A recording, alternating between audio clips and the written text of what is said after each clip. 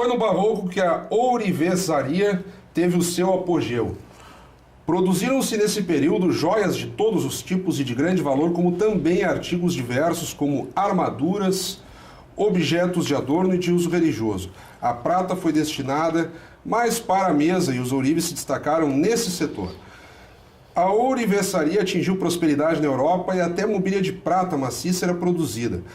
Esse é um dos trechos de Beretta, 1917-2017, livro que demarca, digamos assim, o centenário de uma relojoaria, ótica e ourivesaria aqui de Caxias do Sul, centenário, então, que completou-se ano passado. Eu li um dos trechos aqui da parte de recuperação histórica.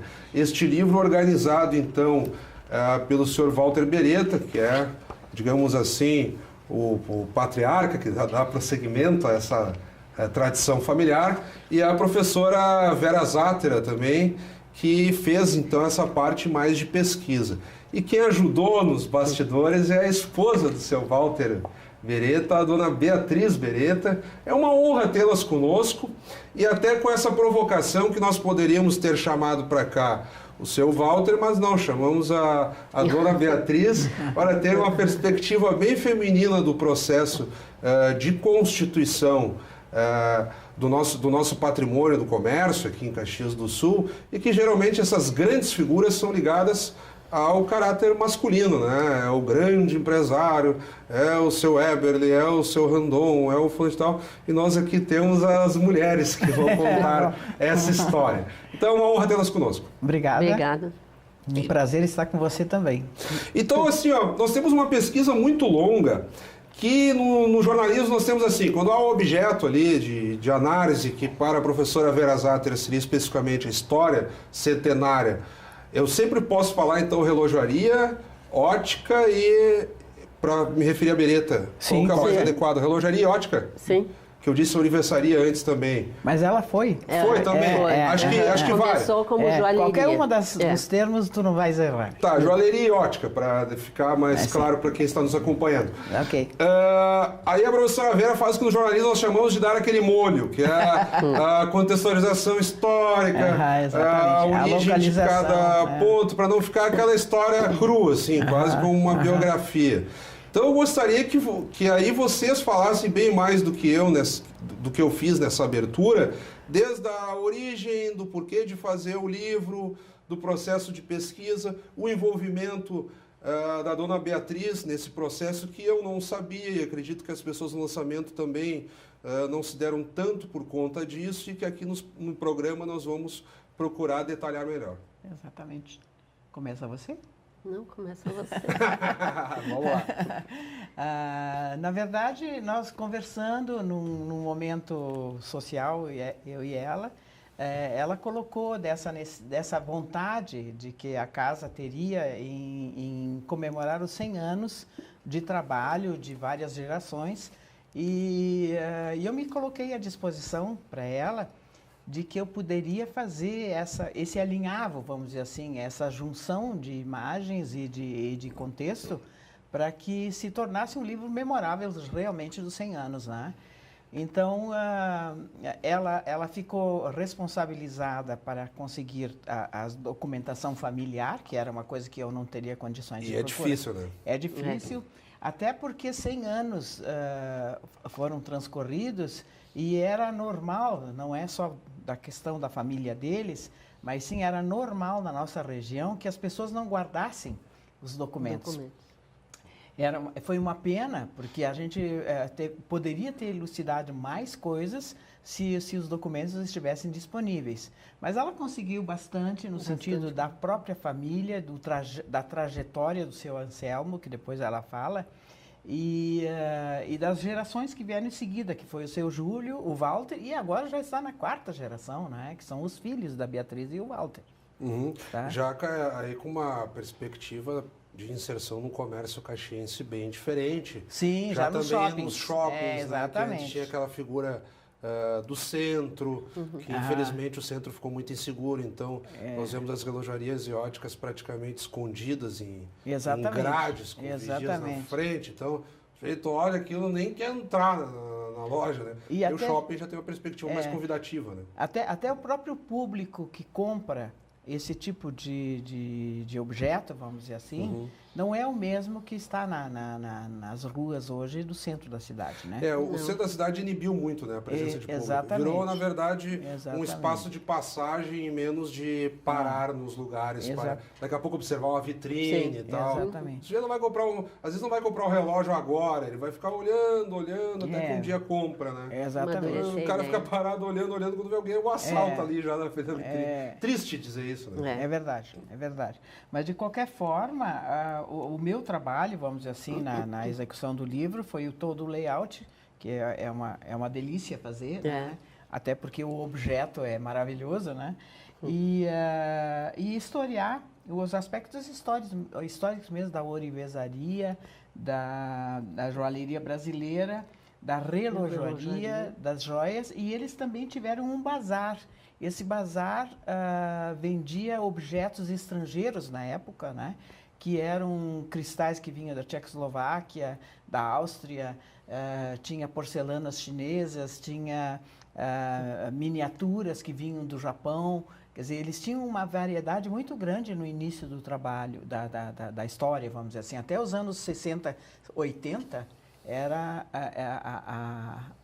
a organização ainda continuava tendo esse bazar e essas outras opções de escolha, né? E depois, conforme foi andando o percurso econômico brasileiro, eles foram eliminando ou fazendo uma trajetória de shoppings, como a gente estava falando, né? Que é um lugar que tem um público razoavelmente de boa aquisição financeira, né? E que também tem o aspecto de segurança, né? Como é que funciona, e aí eu queria ouvir da dona Beatriz, que tem a ideia de quem está ali, como se diz bem no popular, na boca do balcão, que acompanha o negócio. Ela esteve e está ainda. Acompanha o negócio realmente. Porque assim, ó, de uns tempos para cá, principalmente as pessoas que por um motivo ou outro têm poder aquisitivo, mas não possuem ainda a noção da qualidade dos materiais, se apegam muito às marcas. O sujeito vai querer comprar um brinco da marca tal, o relógio da marca tal, mas muitas vezes não tem noção da máquina, do aparelho, ou do tipo de material. Isso se perdeu muito. Vocês, ao longo do tempo, fazem questão ainda de ter um caráter artesanal, que no livro é muito explicado como é que se davam as primeiras figuras em Caxias do Sul que se predispunham a remendar um colar, um anel. Como é que tem sido isso, quando se fala em poder aquisitivo, esse jogo entre as marcas e aquilo que realmente é bem feito, de forma artesanal e tal? Hoje, o ourives, que seria a pessoa que faz a joia, diminuiu muito. Porque a joia hoje ela é fabricada através de computação. Então, o ourives, hoje, atualmente, o trabalho dele seria manter a peça, fazendo soldas, cravando pedras, mas isso em questão de conserto, né? Porque peças fabricadas por ourives, hoje, o valor não tem como acompanhar uma joia fabricada por fabricantes. E aí se perde qualidade? Ou daqui a pouco o consumidor se satisfaz porque ele adquiriu o produto da marca tal? Nós sabemos que no âmbito capitalista tem muito essa ambição das marcas. Hoje, né? tem muitas pessoas que se contentam com o nome, a marca da peça. Eu estou com a grife tal. Exatamente. Então, não tem noção de que o valor de uma peça de grife e uma peça vendida, vamos dizer, na nossa joalheria, não tem diferença nenhuma. Ou seja, daqui a pouco valeria ter um colar bem feito do que 3, 4, 5 colares de grife, mais ou menos por aí. Que também há essa perspectiva muito quantitativa, né? Já ter muitas coisas. Exatamente. A professora Vera está folheando as imagens. Eu gostaria que a nossa produção fosse mostrando a partir das imagens que a senhora seleciona, Sim. que eu acho que fica com melhor propriedade do que eu aqui folhear aleatoriamente. Exatamente. Eu gostaria de comentar, e a Beatriz sabe disso mais do que eu, é que até os anos 60, 70 até, né, Bea? Nós tínhamos a chance de fazer um desenho. Eu fui produtora de design das minhas joias e eles executavam. Então, o ourives deles executavam uma peça exclusiva, vamos dizer assim, né? Essas peças que foram reproduzidas no livro são todas compradas lá e muitas delas foram executadas pelos ourives deles. Isso não existe mais porque a clientela que quer joias hoje, vamos dizer assim, o poder aquisitivo diminuiu, né? Então, ela não tem chance de fazer isso. Ela gostaria até, não precisa ser marca, e sim qualidade de produto. Mas é o que nós vimos discutindo, né? Exatamente. Que é a armadilha de, digamos, ter poder aquisitivo. Esse conjunto, e ter a qualidade. Esse conjunto foi feito em Caxias. Foi feito por um ourives deles. Está? Então, eu acho assim, nós tínhamos qualidade, nós tínhamos não uma marca como hoje a gente tem de grandes marcas, mas nós tínhamos a garantia da casa, né? Que ela produzia e se responsabilizava pela qualidade do produto. Né? Então, mesmo que tu não mandasse fazer, eles tinham uma postura de ter o executor de qualidade para que essa peça se tornasse uma peça importante. Tá? Então, eu acho que isso não pode ser deixado de lado no aspecto de que nesta casa a gente comprava qualidade. Tá? Hoje a grife internacional talvez seja mais importante para a maior parte do público, mas as pessoas que adquiriam naquela ocasião, eu estou falando da geração da minha mãe e até chegou na minha também, e que a gente tinha a possibilidade de mandar fazer uma coisa exclusiva, absolutamente exclusiva, e feita em Caxias. Eu confesso para a senhora que ouvindo isso aí, eu não convivi com isso. Eu sei de ouvir Você também. É muito jovem, eu né? sei de ouvir também de pais e avós que falam disso, né? Aquele interesse da família em ter peças exclusivas. O que a senhora fala da peça exclusiva. Hoje é uma perspectiva mais acelerada, né? As pessoas querem adquirir. Sim. Não, e tem uma coisa assim, desculpe e vai para roupa, e vai para tudo, né? Use e jogue fora. Sabe? Naquela ocasião não era isso.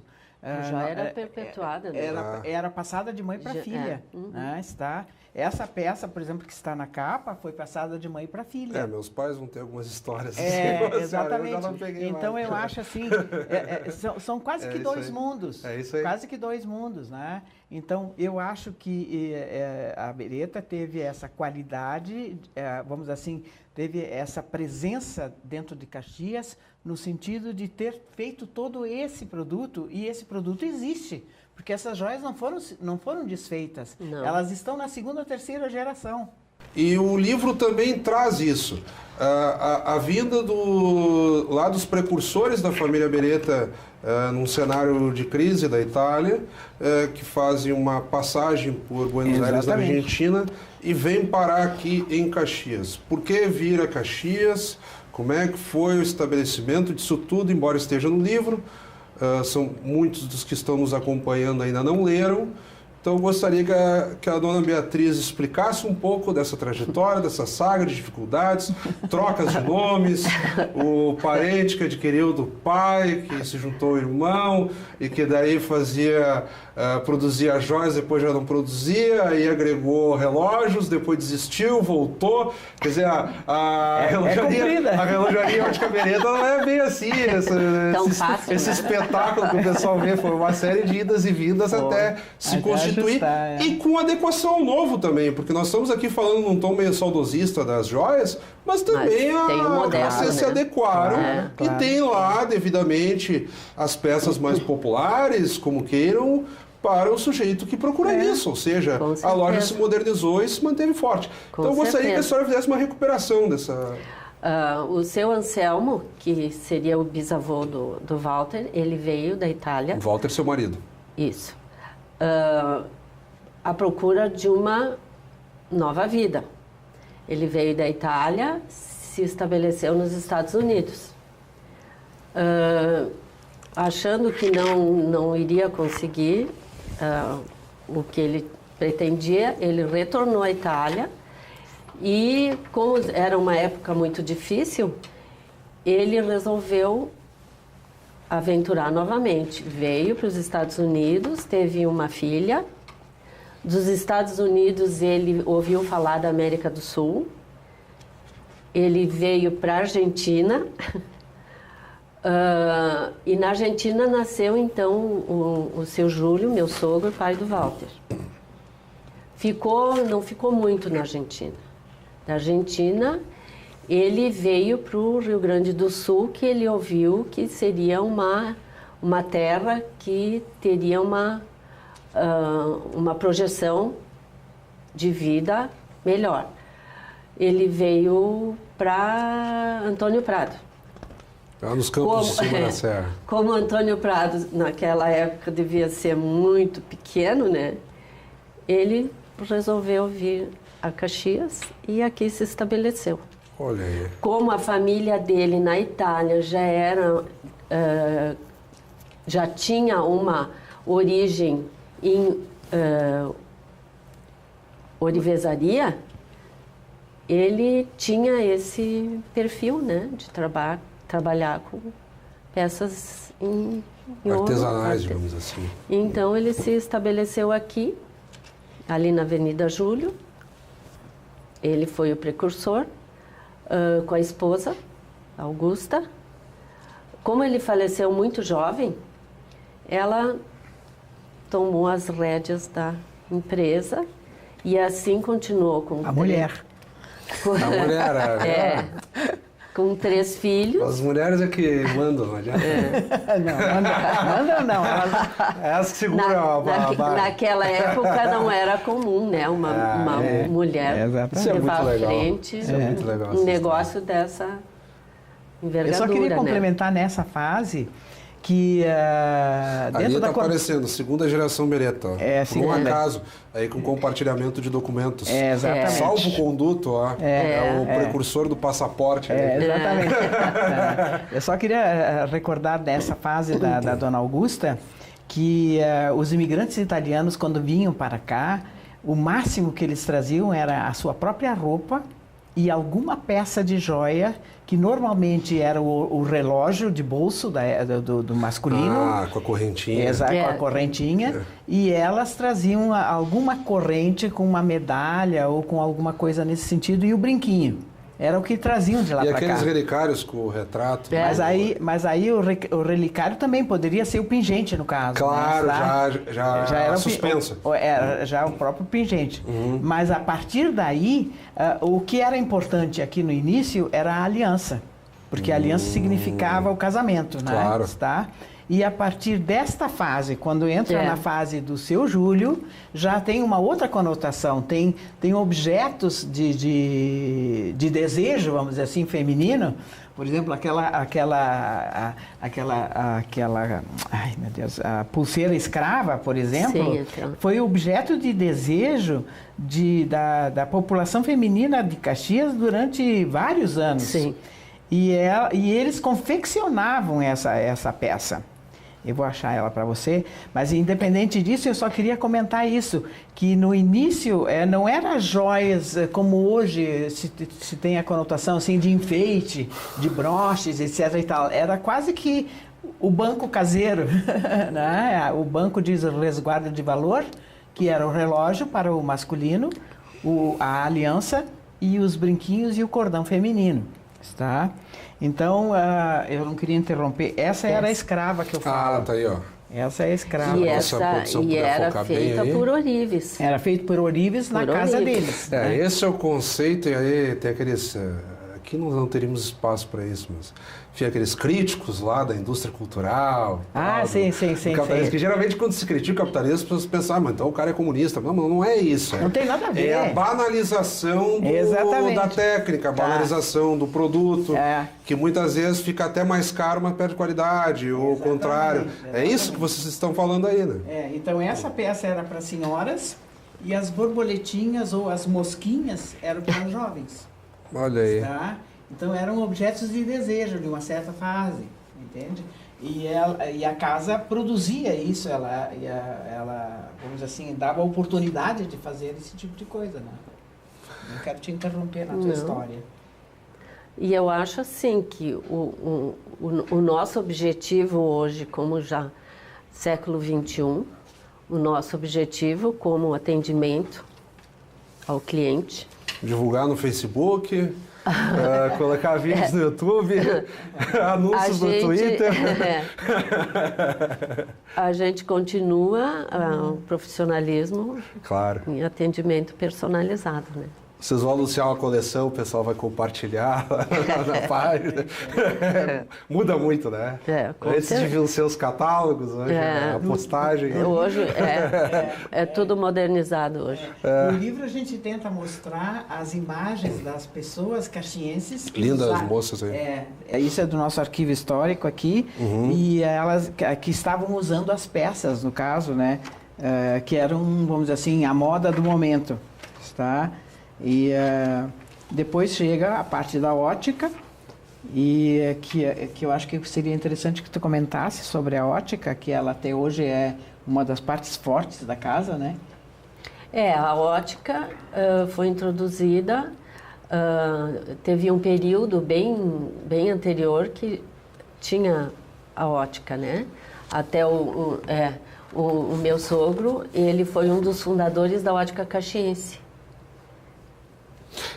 Quem se detiver a fazer a leitura no livro é muito interessante, porque o livro se presta a isso também, a fazer essas costuras. Exatamente. De personagens que também daqui a pouco não ficaram no grupo Beretta, mas que por um motivo ou outro também se forjaram ali. Sim. Há ourives que depois constituíram suas próprias casas, Sim, com que certeza. também se tornaram tradicionais da cidade.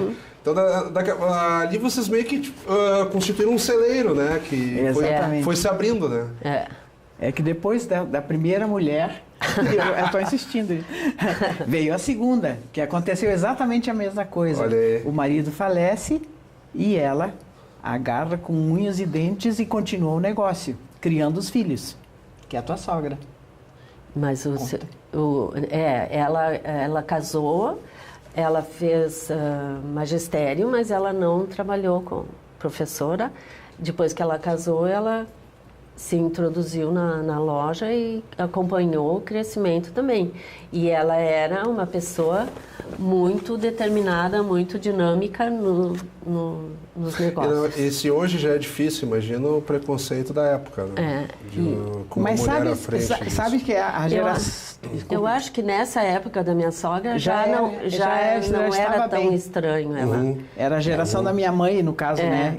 E eu vejo assim, ela era respeitada como executiva, vamos dizer assim, né? Já era uma outra forma de ver o mercado de trabalho e as oportunidades de desenvolvimento econômico. Que legal isso, né? É um negócio que precisa ser... Negócio não, é um fator que deveria ser mais insistido não só no âmbito de Caxias do Sul, mas de modo geral, esses personagens que, por um motivo ou outro, dão uma nova cara para o empreendedorismo, de um modo geral. Que nós sempre falamos aqui, no início do programa eu coloquei, né? Os grandes nomes, eles sempre são vinculados a figuras masculinas, né? Geralmente. É raro, né? Olha só, nós temos um quadro aqui, como o relato de vocês é fascinante, a história é muito legal também, mas nós não podemos seguir o padrão do programa. Sim. Eu vou chamar a vinheta rapidinho, que são as dicas do autor, e vocês vão compartilhar com quem está nos acompanhando nesse momento, dentro do possível, clássicos, lançamentos, um autor que vocês conheceram numa viagem que as pessoas não têm lido, e, enfim, o que vocês acharem interessantes de dicas de leitura. Então, roda a vinheta aí.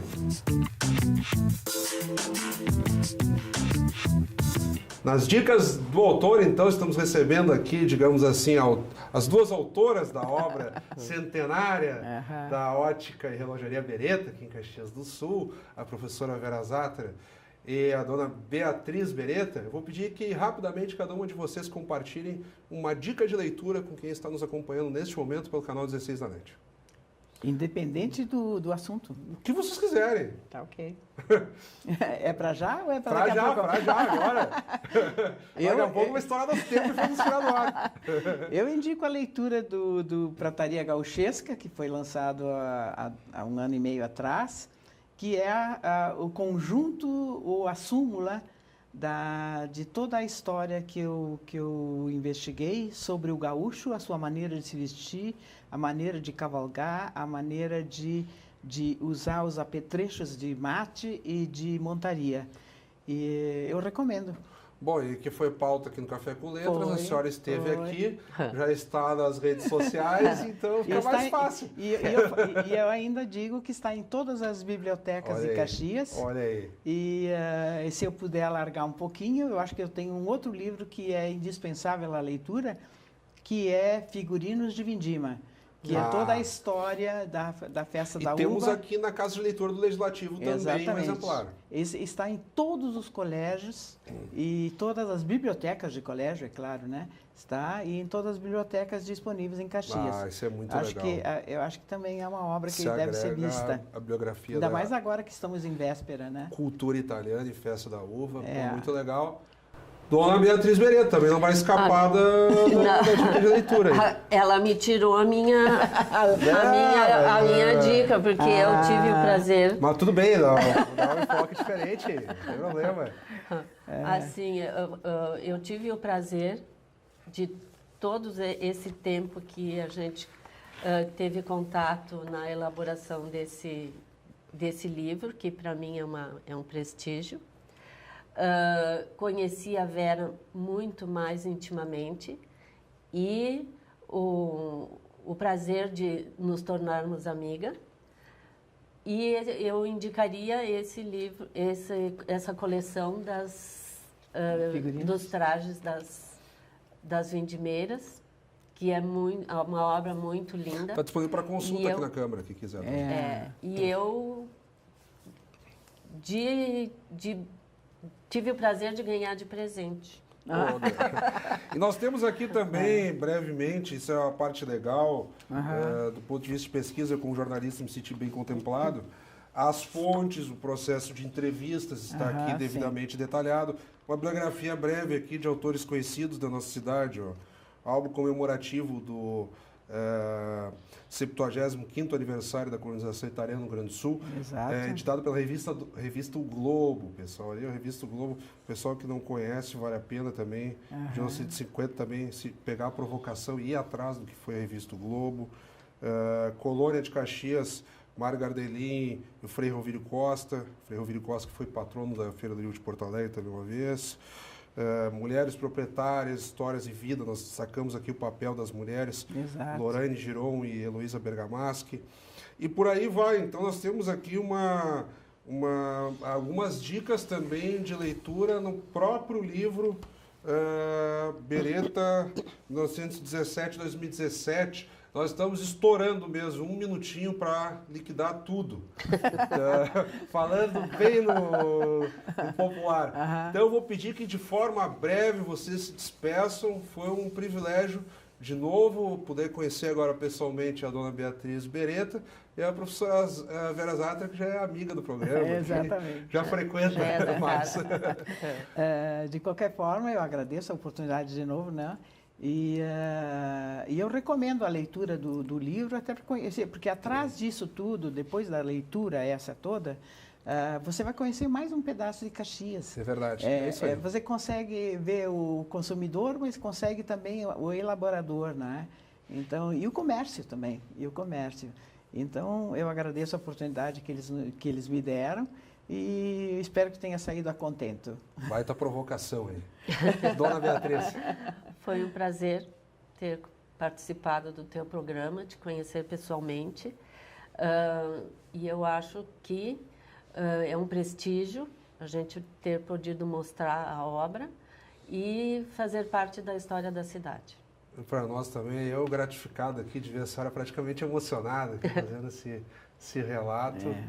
Para nós, assim, digamos, eu ainda me considero jovem, apesar dos cabelos brancos aqui escondidos pelo gel, mas é muito inspirador também ver essa história muito bonita. Muito obrigado. Acabamos de conversar então com a professora Vera Zátera e a dona Beatriz Beretta, elas que nos brindaram com a obra Beretta, 1917-2017, a dica de leitura do Café com Letras desta semana. E como sempre, também convidamos a todos que continuem acompanhando nossa programação. Até o nosso próximo vídeo.